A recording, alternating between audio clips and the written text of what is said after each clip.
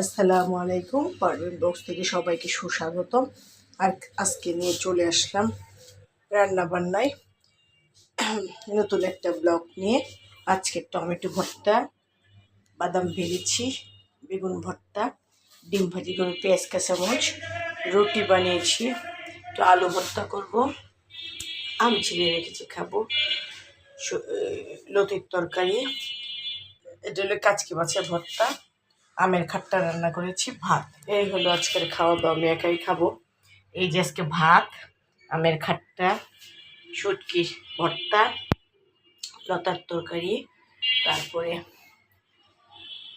পাকা আম ছিঁড়ে রেখেছি খাবো, একটু আলু ভর্তা করব, রুটি, বেগুন ভর্তা, ডিম ভাজি করব, টমেটো ভর্তা করব, আর হলো বাদাম। এই হলো আজকের খাওয়া দাওয়া। সবাই ভালো থাকুন, সুস্থ থাকুন, নিরাপদে থাকুন, পারভিন ব্লগসের পাশেই থাকুন। আমার জন্য দোয়া করবেন, আমি আপনাদের জন্য মনে প্রাণে দোয়া করি। লাইক, কমেন্ট, শেয়ার এবং সাবস্ক্রাইব করে দেবেন, বেল আইকনটি ক্লিক করে দেবেন, ফলো করবেন, আমার পাশে থাকবেন, পারভিন ব্লগসের পাশে থাকবেন। আমার লক্ষ্যে পৌঁছানোর জন্য আপনারা সাথে আছেন, এই জন্য অসংখ্য ধন্যবাদ। আর যারা করেননি তারা অবশ্যই আমার পাশে থাকবেন, সাথে থাকবেন, লাইক, কমেন্ট, শেয়ার এবং সাবস্ক্রাইব করুন। যারা নতুন আছেন তারা অবশ্যই করে ফেলবেন, যেন আমার লক্ষ্যে আমি পৌঁছাতে পারি, আপনাদের পাশে সব সময় থাকতে পারি। প্রতিদিন আমি যাই করি তাই যেন আপনাদেরকে দেখাতে পারি।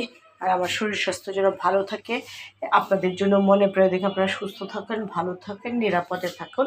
এই যে আজকে রান্না বানাই ভাত, আমের খাট্টা রান্না করেছি, কেটকি মাছের ভর্তা, লতির তরকারি, আম ছিলেছি, তারপরে এখানে হলো আলু ভর্তা, রুটি, তারপরে হলো বেগুন ভর্তা, বাদাম ভেজেছি, টমেটো ভর্তা করবো, ডিম ভাজি করবো। এই হলো আজকের খাওয়া দাওয়া। সবাই ভালো থাকুন, সুস্থ থাকুন, নিরাপদে থাকুন, পারভিন ব্লগসের পাশেই থাকুন, আমার জন্য দোয়া করবেন। আমি আপনাদের জন্য মনে প্রাণে দোয়া করি। লাইক, কমেন্ট, শেয়ার এবং সাবস্ক্রাইব করে দিবেন, বেল আইকনটি ক্লিক করে দিবেন। আপনাদের পাশে থাকার জন্য